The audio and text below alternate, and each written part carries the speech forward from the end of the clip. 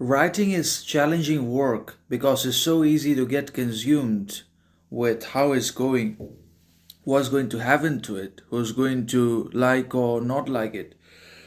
You want to get all of that stuff out of your head and just let the work flow. Meaning, writing actually has always been essentially one of the paradoxical, chaotic, complicating, and difficult tasks, actions, and achievements in the world for humanity and mankind as well, in one way or another, is difficult. It's neither easy nor straightforward nor simple for anyone in the world to write simply or to write with greatness, invention, character, that becomes obviously the greatest of all time from the likes of Rabindranath Tagore, Shakespeare, and so on and so forth. But then again, the complicacy with writing arises with considering the others' notions, opinions, judgments, perceptions all the time. We cannot always afford to think about or consider the others' judgments, notions, perceptions, thoughts, because that is their problem. We cannot stop their thinking.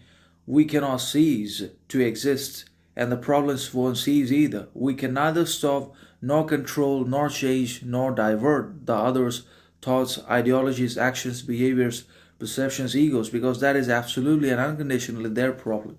But what we become is our problem, and failure or success. What we're going to think, say, become, achieve in our lives, including greatness, significance, distinction in writing, or failure, misery, is both an advantage and problem at the same time. But then again, writing is challenging because it requires absolute, unconditional, and unhinged imagination, creativity, endeavor, demeanor, and fantasy from ourselves, and not necessarily always knowledge and formal education and degrees, which are limited, finite, statistical, and transitory, anyways. Knowledge is limited, if not transitory, and education degrees are conditional and sometimes aimless also because they don't necessarily lead to success, acquisition of jobs, and realization of our desires, ambitions, or actualization of the self, soul, etc. But these are all artificial constructs, anyways, obviously, which are necessary